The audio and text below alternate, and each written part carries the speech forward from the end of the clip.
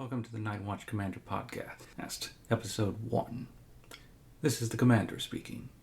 Today's topic, the Last Imperial Officer, Lieutenant Hiro Onoda. Our primary source for today's podcast will come from the Twilight War, written by Werner Herzog. Mr. Herzog is a famous director. He was working in Japan in the late 90s at the time. I'm on an opera, and one of his main sponsors asked him who he'd like to meet. The whole story about this conversation is in the book itself, and I won't spoil it. It's actually quite interesting and hilarious at the same time. But needless to say, Werner asked to meet Onoda. Having met the man, he ended up electing to write this book, The Twilight World, based on Onoda's first-hand accounts of the events in question. Now, I should specify this. There was one other soldier who surrendered after Onoda, but he had been an individual better understood as deserted and just simply didn't know what was going on. He was in a cabin in the middle of nowhere there in Indonesia. So I like to discount him and many of his contemporaries discounted him because he wasn't really actually fighting the war. Unlike Onoda, who really genuinely was fighting the war. He had been in several engagements against the Philippine army.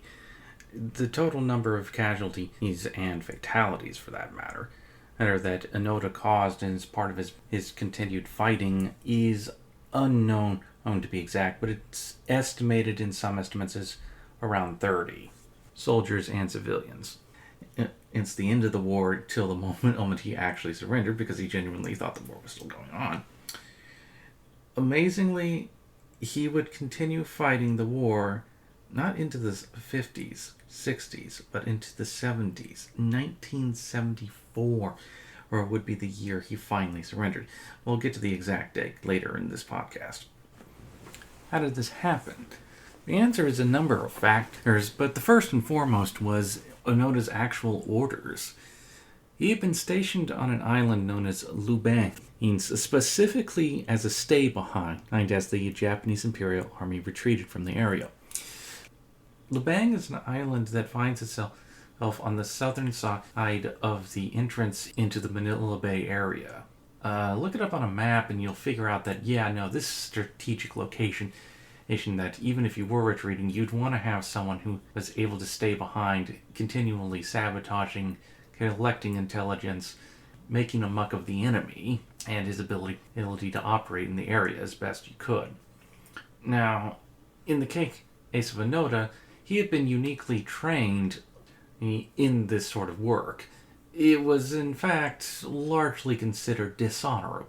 Very few people were actually trained for it. Most in the Imperial Army were very much of the opinion of fighting full-on battles, and the idea of doing this kind of stay-behind Special Forces operations was... anathema is a strong word, but it was looked down upon, for the most part. In any case, his orders were given by Major Taniguchi, an Imperial officer in the Japanese Army on Lubang Island. His first set of orders was to sabotage the airfield on site with whatever explosives he could lay his hands on as soon as he had actually come onto the island. His second orders were to then go and set up explosives on the actual dock on the island itself to render both useless to the enemy. And upon completion of this task, to take his force, the Imperial Army had intended to supply him with a number of troops who assist him in his task.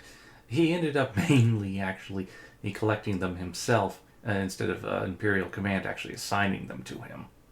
Now, here's the thing. His orders were basically BS.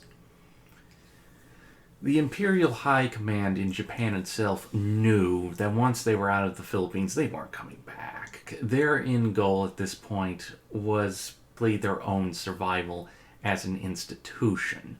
They knew the war was lost by 1944, December 1944, when our story begins. His job, from the strategic standpoint, was to essentially just bleed the enemy. The entire Imperial Japanese plan at this point in the war was just cause as much death and destruction to the Allied forces to hopefully cause the beginning of negotiations that would be more favorable to them to end the war.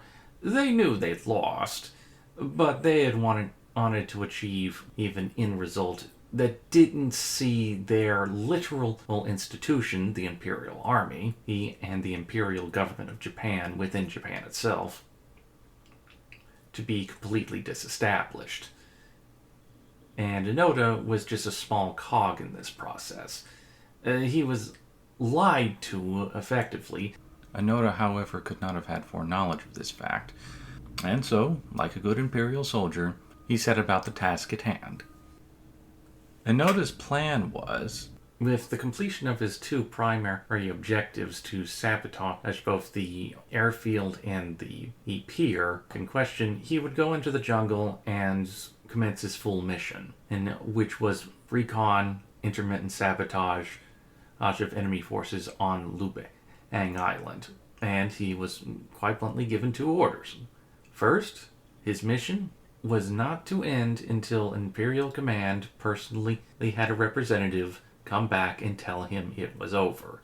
Second, he was not allowed to die by his own hand. With those orders in hand, and as dedicated to his mission as he was, it's not really surprising that he continued on as long as he did. He was waiting for orders. And as you'll see as we go on through the podcast, there were a number of events that basically helped convince him that the war was still going on. It also didn't help, of course, that you're in the middle of a jungle and you're suffering psychosis, might be the right word. Certainly paranoia. And there's a couple of instances I'll highlight just to give evidence to this. Nonetheless, as Onoda set about his task. Unfortunately for Onoda, but fortunately for the Allies, he wasn't successfully able to sabotage either the airfield or the pier.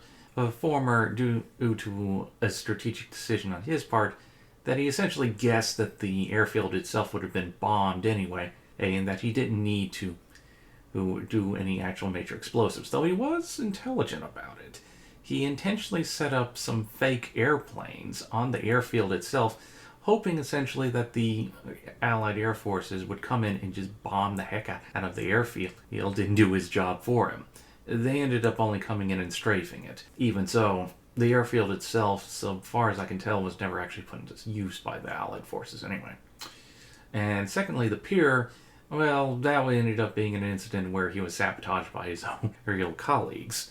Another officer basically came up and said, "You can't blow this up, I'm still evacuating my men." And so as a net result, he decided, okay, I'll hold off, but I'm going to have to come back later. Unfortunately, he'd never get the chance, and as recorded by Onoda, he considered it quite a failure on his part, along with those troops he still had under his command, to successfully achieve both of these. There's many other stories about the initial period in which he was operating while the war was still going on that are honestly in some cases pretty sad and terrible, but if you want to learn about them, I'll let you read the book itself. The truth is we're mainly going to be trying to stick with what he did, along with his ended up being 3 other Imperial soldiers with him at the start, and over the time they either died or surrendered over the course of his continuous career as an Imperial holdout. The other 3 members of his little unit ended up being, in many cases, quite suited to their purpose. Well, one exception. Their last pickup, if you will, was he was a more limited individual. Well, now, mind you, when I say limited, he was the first to surrender. He surrendered in 1950. The guy held out for 5 years. If that was the weakest member of the group, you can imagine just how capable the rest of them were. The first member of Oda's unit would end up being one Corporal Shinichi Shimamata. Apologies once again, and for my terrible pronunciation. Corporal Shimamata was actually a farm boy from Japan. He would come up with a number of solutions to problems that both he and Onoda ran into when he was initially the only person that was working with Inoda. Calm, collected, and intelligent, he would never abandon his superior officer. The third member of Inoda's unit would end up being Private First Class Kenichi Shichi Kazuka. Private Kazuka was also a man of intelligence and would come up with a number of solutions to problems encountered while all three were in the jungles together. Inoda and Corporal Shimada found Kenichi, along with another Japanese soldier, in the jungles after the two of them had already gone inside to begin in the long, hard portion of their mission. Right when they found them, however, an ambush occurred and the other Japanese soldier ended up being killed. The three of them together were able to slip away successfully, however. The last member of their group would be Private Yuichi Akatotsu. Private Akatotsu would be found by the three other members of Oda's group wandering about through the jungle. Unarmed and slow, he would be a constant annoyance to the other three, and he knew it, eventually choosing to separate from the unit in 1950, but still stayed in the jungle for another 6 months before he surrendered to the Philippine Army. One of the major events of paranoia that's noted in the book and is the incident with the chewing gum on one of the bamboo bridges they had to cross as they were operating in the jungles. Well, they didn't set up this bamboo bridge. It had been there for some time and was part of one of the main trails in the area. Inoda, along with his unit, were going across when one of the individuals in the unit, Private First Class Kazuka, noted there was some chewing gum on one of the bamboo railings on the side of the bridge. Now, this was a moment of major intel to them as far as they were concerned, because no Filipino, local had chewing gum to chew. That was purely an American GI thing. That must mean that the GIs are nearby. Don't know how true or untrue this actual event ended up being for the actual presence of GIs in the area. But the point was that this gum had been chewed up and left on the side post of this bridge. Where this paranoia comes in is that some months later, when Inoda is coming back through, along with his bin, he swears that the gum has actually been moved. From that point, they start accusing one another within the unit, with the notable exception of the guy who originally found the gum in the first place, Kazuka, of actually picking up the gum and chewing it themselves. I'm like, holy crap, you cannot be that desperate. In honest truth, having read through the book, opinion is that he's just whatever it was a paranoid delusion.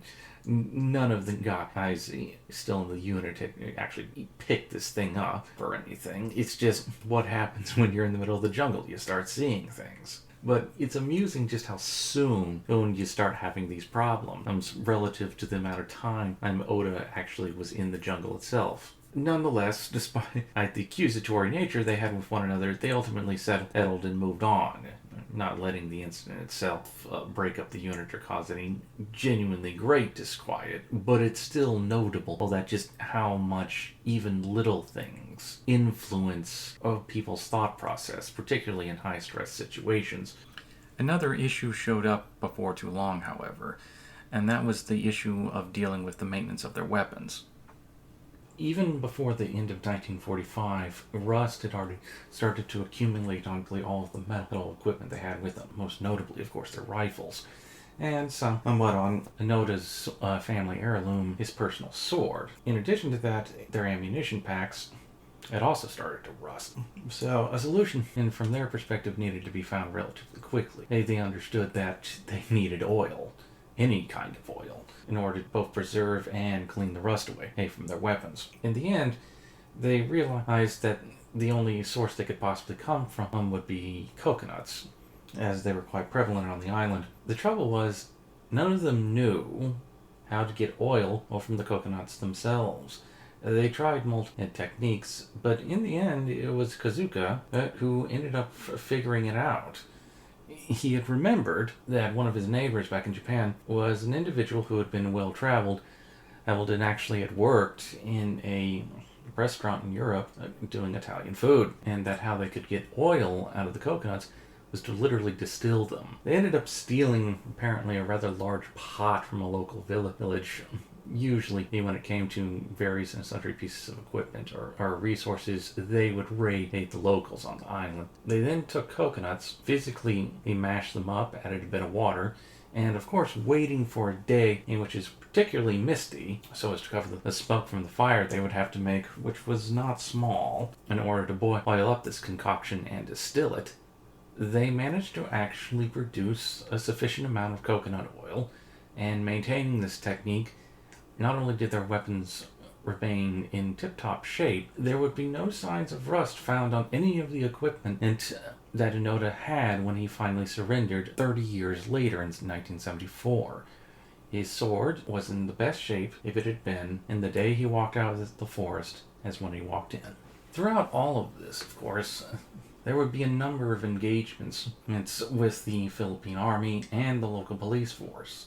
But it's kind of weird to actually read about it, because in many ways, the Philippine Army kind of started to grow a reverence for the guy. There was at least one occasion that's known where two Philippine soldiers knowingly had a bead on him, could have shot him dead, but they elected to willfully fire over his head because they didn't want to kill him. He kind of sort of turned into a mascot for them. It's kind of weird. But it was also still quite embarrassing for everyone involved. Both the Japanese government at home, now newly reconstituted after the end of the military administration by General MacArthur, were deeply embarrassed that they still had him and other holdouts still fighting the war. And so a campaign was started to actually start dropping leaflets to all these differing locations where holdouts still were there and still fighting the war, to tell them that the war was over. Unfortunately, in the case of Onoda and his comrades, this move backfired terribly.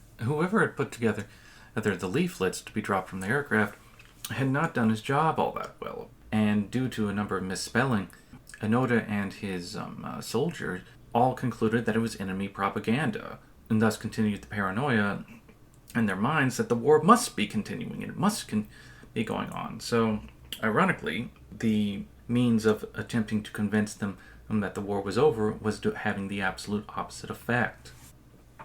And because of that, the war for Oda and his men would go on, and the deaths would go on as well. In 1954, Oda and his two remaining men would be reconning a rice farm on Lubang.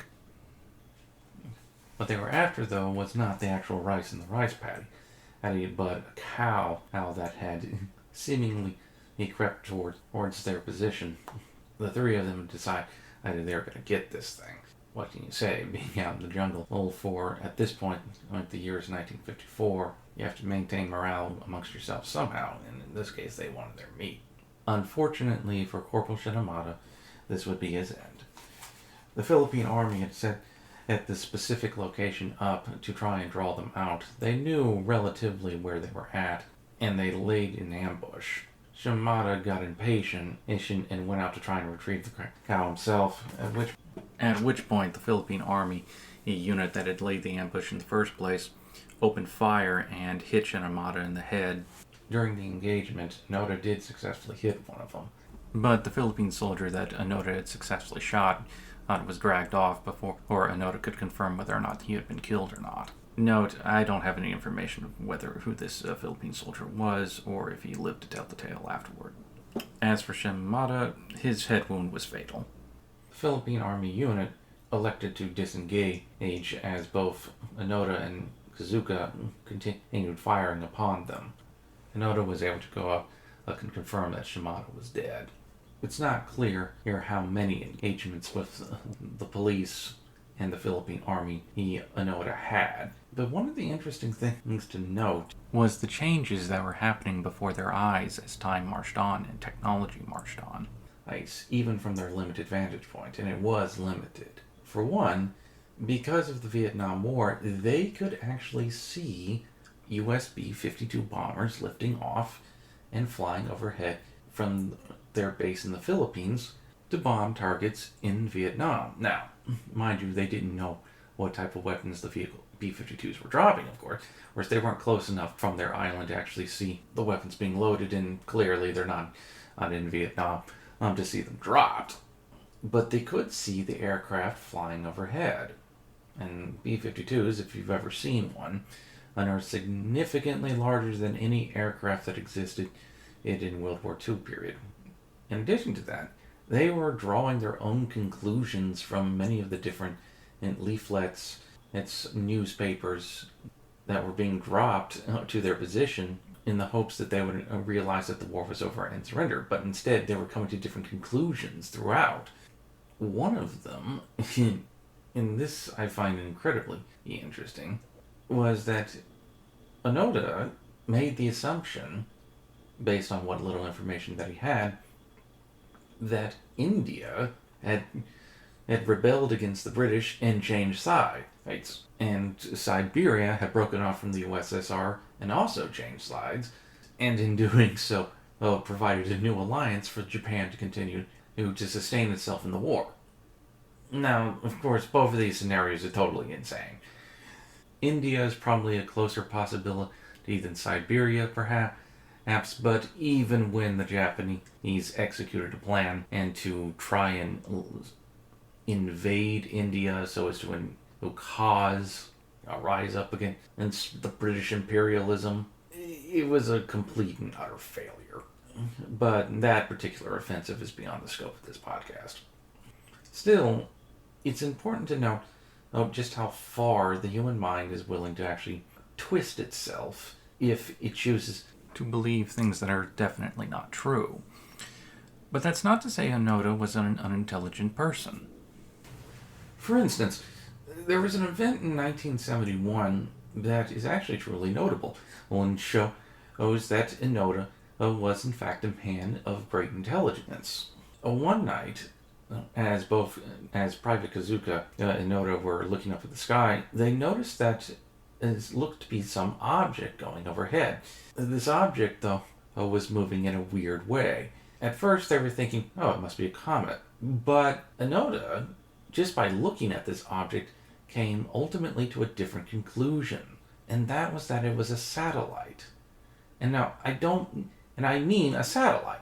Like an actual man-made space satellite. And he came to several logical conclusions, not only of its existence, but actual calculations on his part, roughly how much actual fuel it would take to launch said object into space with a rocket, and that it would be used for reconnaissance purposes.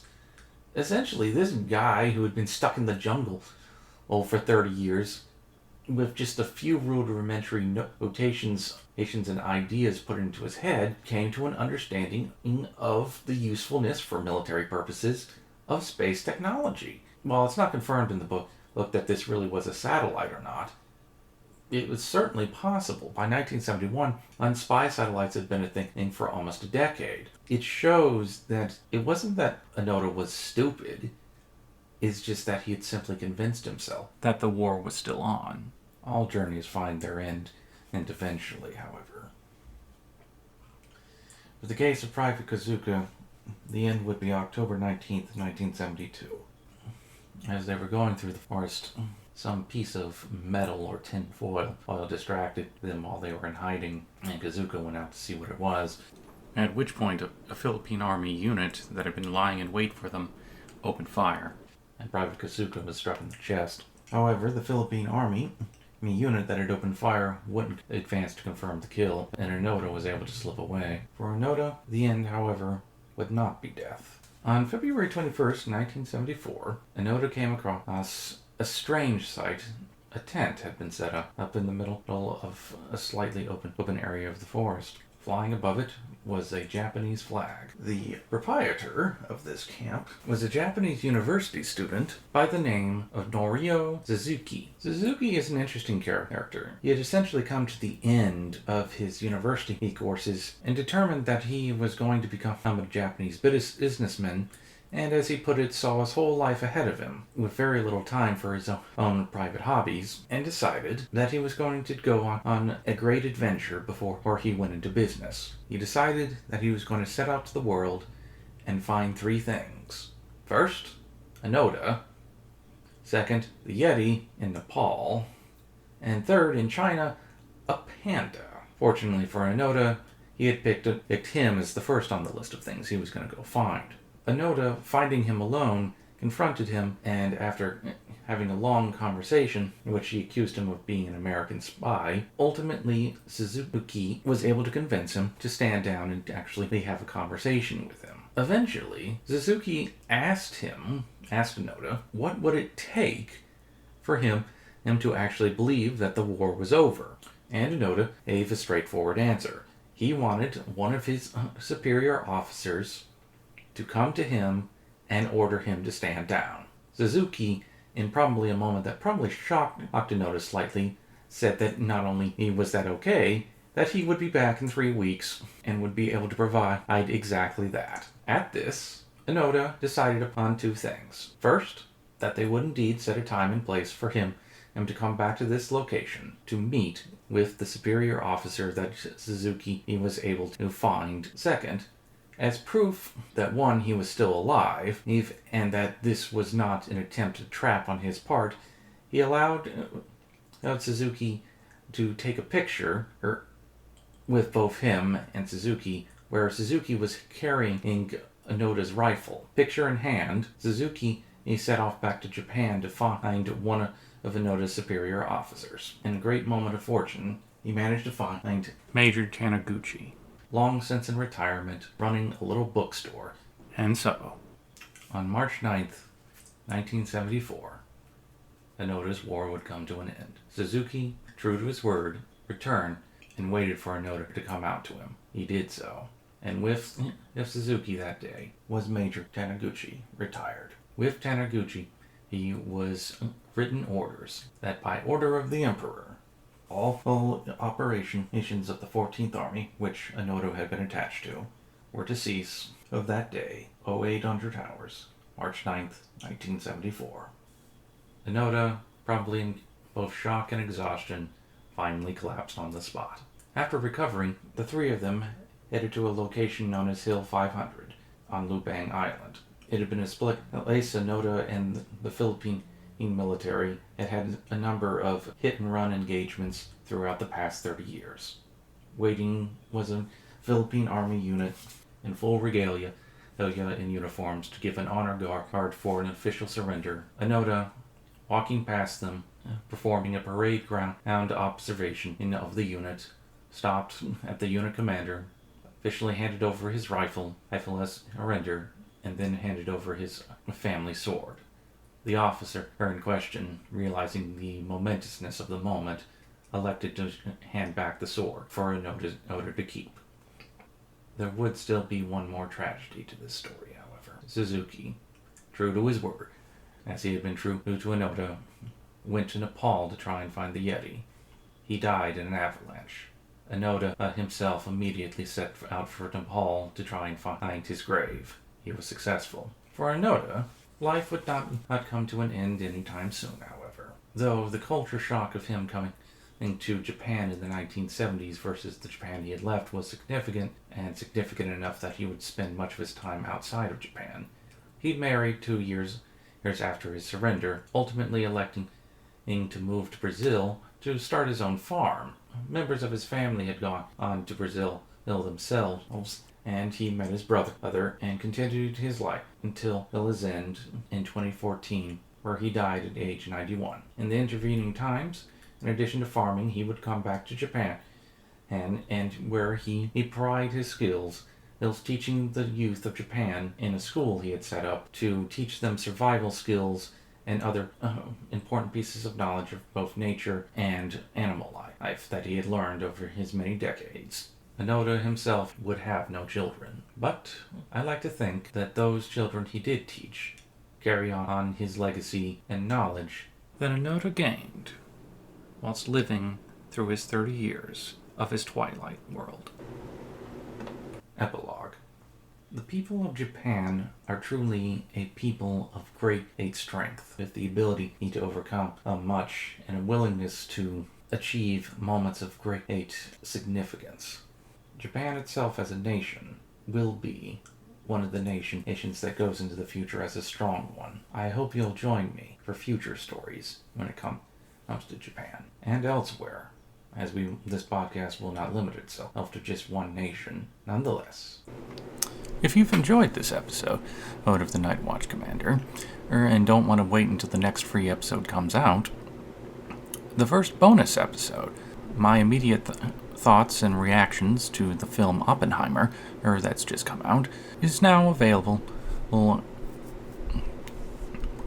Patreon, Utreon, and Subscribestar.